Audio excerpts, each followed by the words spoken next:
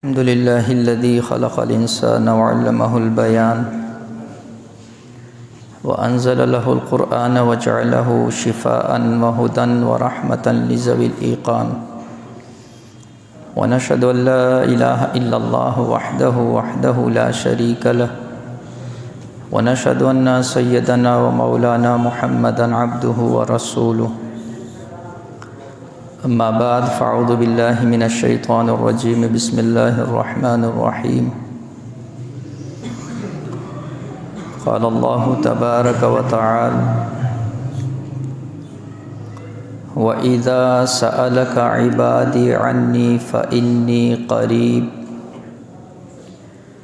أجيب دعوة الداعي إذا دعان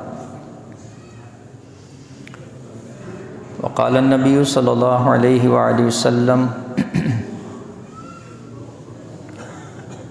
الدعاء هو العبادة وقال النبي صلى الله عليه وآله وسلم في مقام آخر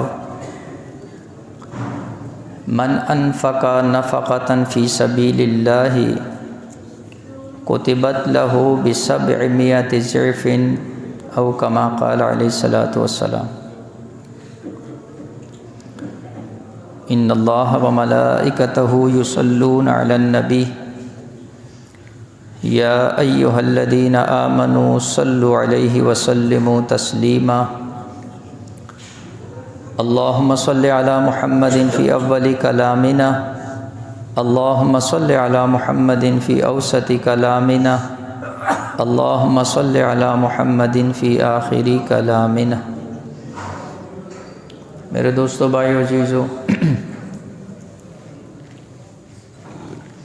رمضان المبارک کا عشرہ مغفرت شروع ہو چکا ہے۔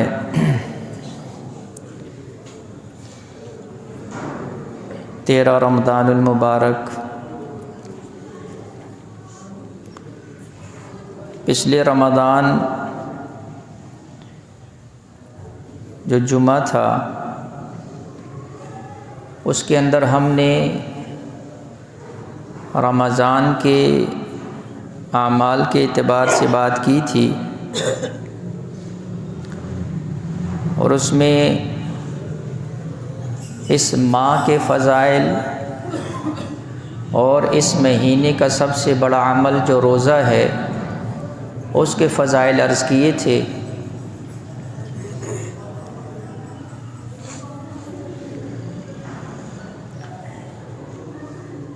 اور اس کے ساتھ چند مسائل عرض کیے، تو اسی سلسلے کو آگے بڑھاتے ہوئے اس مہینے کے وہ اعمال جس کی وجہ سے اللہ جل شانہ نیکیوں کے اندر بھی اضافہ کرتا ہے اور اللہ اپنا قرب بھی عطا فرماتے ہیں،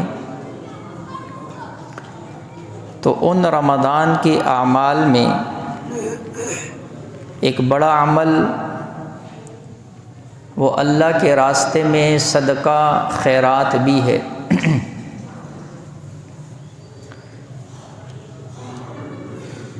روزے کی ایک حکمت علماء نے یہ بھی لکھی ہے کہ جب کسی بندے کے اوپر بھوک آتی ہے اور پیاس آتی ہے تو اس وقت اس کو احساس ہوتا ہے ان لوگوں کا جو بھوکے اور پیاسے ہوتے ہیں۔ ویسے تو جب تک پیٹ بھرا ہوا ہے انسان کو احساس نہیں ہوتا، لیکن جب انسان کے اپنے اوپر بھوک آتی ہے اور پیاس آتی ہے تو پھر اس کے اندر احساس آتا ہے اور ان لوگوں کا خیال آتا ہے۔ تو اس لیے اس مہینے کے اندر ویسے بھی ترغیب ہے اور حدیث میں بڑے فضائل ہیں، تو جہاں پر ہم اپنے لیے اتنا کچھ کرتے ہیں، اپنے بچوں کے لیے اتنا کچھ خرچ کر دیتے ہیں، اگر ان میں سے ہم ان اخراجات کو کم کر کے اپنے دائیں بائیں، اپنے عزیز و قارب، اپنے رشتہ دار، اپنے پڑوسیوں، اپنے محلے کے اندر ایسے سفید پوش لوگ ہوتے ہیں، ہم اپنے اخراجات کم کر کے ان کے ساتھ بہترین انداز کے اندر تعاون کر سکتے ہیں۔ صحیح مسلم کی روایت کے اندر آتا ہے، حضرت عبداللہ ابن عباس رضی اللہ تعالیٰ عنہ فرماتے ہیں، کانا رسول اللہ صلی اللہ علیہ وآلہ وسلم اجود الناس، امام الانبیاء صلی اللہ علیہ وآلہ وسلم کی جہاں اور صفات بڑی اعلیٰ، بڑی عرفہ، وہاں پر حضور کی ایک صفت کہ حضور تمام کائنات کے لوگوں میں سب سے زیادہ سخی انسان تھے، سب سے زیادہ سخاوت کرنے والے، اور فرمایا وَكَانَ أَجْوَدُ مَا يَكُونُ فِي رمضان، اور حضور کی سخاوت سب سے زیادہ جس مہینے میں ہوتی تھی وہ رمضان کا مہینہ ہوتا تھا۔ اور فرماتے ہیں فلا رسول اللہ صلی اللہ علیہ وآلہ وسلم اجود بالخیر من الريح المرسلہ، اور حضور کی سخاوت اتنی زیادہ ہو جاتی تھی، فرمایا جس طرح تیز ہوا، تیز آندھی ہوتی ہے، جس طرح وہ تیز ہوا اپنی تیز رفتاری سے چلتی ہے، حضور کی سخاوت اس مہینے کے اندر اتنی زیادہ ہو جاتی تھی۔ تو رمضان کے اعمال میں سے ایک عمل صدقہ بھی ہے، جیسے اختتام کے اندر صدقۃ الفطر کی ترغیب وہ تو واجب قرار دے دیا ہے، اس کے علاوہ ہم خود بھی کوشش کریں، جس کو اللہ جل شانہ نے توفیق دی ہے، جس کو اللہ نے مال دیا ہے، اس کو رب کے راستے کے اندر خرچ کریں۔ دوسری حدیث سنن نسائی کی روایت ہے، اللہ کے نبی علیہ الصلوۃ والسلام فرماتے ہیں من انفق نفقۃ فی سبیل اللہ کتبت لہ ب700 ضعف، کہ جو بندہ اللہ کے راستے کے اندر کوئی چیز صدقہ کرتا ہے، اللہ اس کا ثواب 700 گنا بڑھا کر اس کو عطا فرمائے گا۔ اب یہ رمضان کے علاوہ کے اعتبار سے ہے، رمضان کے اندر پھر اللہ ہر عمل کو 70 گنا اور بڑھا دیتا ہے، اس لیے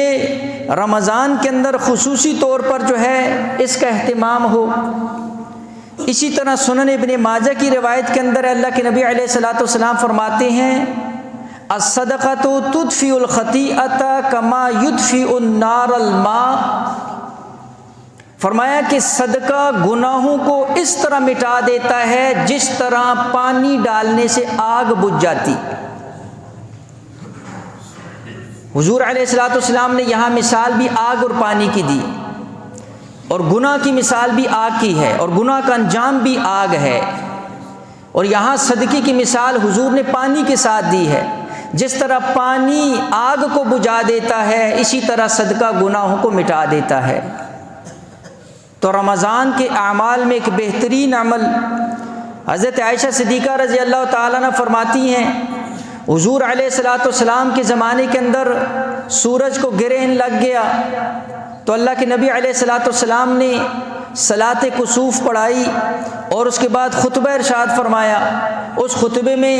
جو نصیحت فرمائی، فرمایا فَإِذَا رَأَيْتُمْ ذَلِكَ، جب تم اس طرح کی کوئی مصیبت دیکھو، کوئی پریشانی دیکھو، تمہارے اوپر کوئی آلام، مصائب، پریشانی، تکلیف، مشکل آ جائے، اس وقت چونکہ موقع تو سورج گرہن کا تھا، لیکن اشارہ اس بات کی طرف تھا کہ جب بھی تمہارے پر کوئی پریشانی اور تکلیف آئے، فَإِذَا رَأَيْتُمْ ذَلِكَ، جب تم اس طرح کے حالات دیکھو، فَادْعُوا اللَّهَ، سب سے پہلا کام کیا کرنا ہے؟ اللہ کے سامنے اپنے ہاتھ اٹھا کر رب سے دعا مانگنی ہے، اللہ سے عافیت مانگنی ہے، اللہ سے خیر کا سوال کرنا ہے، اور فرمایا وَكَبِّرُوا، اللہ کی تکبیر بلند کرنی ہے، وَصَلُّوا، نماز پڑھنی ہے، وَتَصَدَّقُوا، اور صدقہ دینا ہے۔ علماء نے لکھا یہ وہ 4 چیزیں حضور علیہ الصلوۃ والسلام نے ذکر فرما دی، ہر مصیبت، پریشانی، مصائب، آلات آنے کے وقت اس سے نجات کا وظیفہ، نبوی وظیفہ لوگ وظیفے پوچھتے ہیں، لوگ آ کر پوچھتے ہیں کوئی وظیفہ بتاؤ، فلاں پریشانی آ گئی، فلاں تکلیف آ گئی، فلاں مصیبت آ گئی، فلاں بیماری آ گئی، وظیفہ بتاؤ۔ یہ وہ وظیفہ ہے، صحیح حدیث کے اندر امام الانبیاء محمد مصطفیٰ صلی اللہ علیہ وآلہ وسلم نے ارشاد فرمایا، اور اس حدیث کو امام بخاری نے روایت کیا ہے۔ فرمایا سب سے پہلے اللہ سے سوال، اللہ کے سامنے التجا، اس لیے کہ میرا اور آپ کا ایمان ہے اگر کوئی تکلیف پریشانی آئی بھی ہے تو فرمایا ظہر الفساد فی البر والبحر بما کسبت ایدی الناس، اللہ فرماتے ہیں بر اور بحر کے اندر جب کوئی تکلیف پریشانی مصیبت آتی ہے، فرمایا کہ یہ انسان کے اپنے ہاتھوں کا کیا دھرا ہوتا ہے، ہماری اپنی بدعمالیاں ہوتی ہیں، اس لیے پریشانی آئی اللہ کی طرف سے ہے، اس کو دور بھی اللہ کرے گا، اللہ جب تک نہیں چاہے گا کوئی اس کو دور نہیں کر سکتا ہے۔ اس لیے سوال بھی، دست درازی بھی کس کے سامنے؟ اللہ کے سامنے، اگر ہاتھ تو صرف اللہ کے سامنے۔ اور اس کے بعد فرمایا تکبیر یعنی ذکر، اللہ کی بڑائی، اے اللہ تو ہی لے آئے، تو ہی دور کرے گا۔ اور نماز اور صدقہ یہ پریشانیوں سے نجات کا ذریعہ ہے، اس لیے جب بھی کوئی پریشانی تکلیف آئے، یہ نہیں ہے کہ یہ صدقہ صرف مالداروں کے لیے ہے، یہ ایک بڑا ذہن کے اندر، جس کو تھوڑی سی بھی کسی چیز کی توفیق ہے وہ اس کو بھی اللہ کے راستے میں دے سکتا ہے۔ ایک واقعہ مختصراً عرض کر، سونے چاندی کے ڈھیر، اور ایک بندہ جو ہے نا جی تھوڑا سا لے کر آیا، اور وہ بھی چھپا کر، کہ وہاں پر تو لوگوں نے اتنا کچھ جمع کیا ہوا ہے اور میں حضور کی مجلس کے اندر یہ تھوڑی سی چیز کیسے لے کر جاؤں گا؟ لیکن قربان جائیں، رب تعالیٰ اخلاص کو دیکھتا ہے، اللہ نیت کو دیکھتا ہے، اللہ اس بندے کے عمل کو دیکھتا ہے۔ حضرت ابو بکر حضرت عمر کا مقابلہ جب حضور علیہ الصلوۃ والسلام نے فرمایا لے کر آؤ، بظاہر حضرت عمر کا جو لایا ہوا صدقہ اور سامان تھا وہ حضرت ابو بکر رضی اللہ تعالیٰ عنہ کے سامان سے زیادہ تھا، لیکن وہاں پر سوال یہ ہوا کہ پیچھے کیا چھوڑ کر آئے ہو؟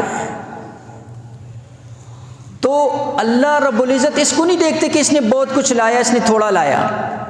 حدیث میں یہاں تک آتا ہے کہ اگر اللہ کا کوئی گھر بن رہا ہے، مسجد بن رہی ہے، اس میں ایک اینٹ بھی کوئی لگاتا ہے، اس کے لیے بھی رب تعالیٰ کی طرف سے جنت کا وعدہ ہے، اس کی توفیق اتنی ہے۔ لہٰذا جس کی 10 کی توفیق ہے، 20 کی ہے، صدقات کی عادت بناؤ، اللہ پاک اس کی وجہ سے پریشانیاں، بلائیں، مصیبتیں، آفات کو دور کرتا رہتا ہے۔ بیماری آ گئی، صدقہ دیا کرو، اللہ جل شان اس کی وجہ سے جو ہے وہ بیماریوں کو دور کرتا ہے۔ اور اسی طرح صحیح بخاری کی روایت کے اندر آتا ہے، حضرت ابو ہریرہ رضی اللہ تعالیٰ عنہ راوی ہیں، فرمایا روزانہ جب فجر ہوتی ہے، صبح ہوتی ہے، 2 فرشتے اعلان کرتے ہیں اللہم اعط منفقا خلفا، اے اللہ جو تیرے راستے میں دیتا ہے تو اس کے مال میں اور اضافہ کر، برکت عطا فرما۔ ویقول الآخر، دوسرا فرشتہ کہتا ہے اللہم اعط ممسکا تلفا، اے اللہ جو روک کر رکھتا ہے اس کے مال کو تلف کر دے، ضائع کر دے۔ روزانہ 2 فرشتے اعلان کرتے ہیں۔ صدقہ دینے والوں کے مال میں اللہ روزیوں میں برکتیں دیتا ہے، روکنے والوں کے مال کو تلف کر دیتا ہے۔ تلف کی پھر کئی صورتیں ہو سکتی ہیں، کوئی چور ڈاکو لے گئے، یا جو ہے نا جی کوئی پریشانی مصیبت آ گئی، کوئی ایسے حالات آ گئے، وہ جدھر سے آیا تھا ادھر سے ہی چلا جاتا۔ اور اسی طرح مسند احمد کی روایت کے اندر آتا ہے، اللہ کے نبی علیہ الصلوۃ والسلام نے فرمایا کل امرئ فی ظل صدقتہ، کل قیامت والے دن ہر بندہ اپنے صدقے کے سائے کے اندر ہوگا، اس کے اوپر جو سایہ ہوگا عرش کے وقت، حساب کے وقت جب سورج سوا نیزے کے اوپر ہوگا، فرمایا انسان اپنے اس صدقے کے سائے کے نیچے ہوگا۔ تو لہٰذا میں نے عرض کیا کہ یہ وہ اعمال ہیں۔ اسی طرح اس رمضان کا ایک بڑا عمل وہ کثرت تلاوت کی شکل کے اندر بھی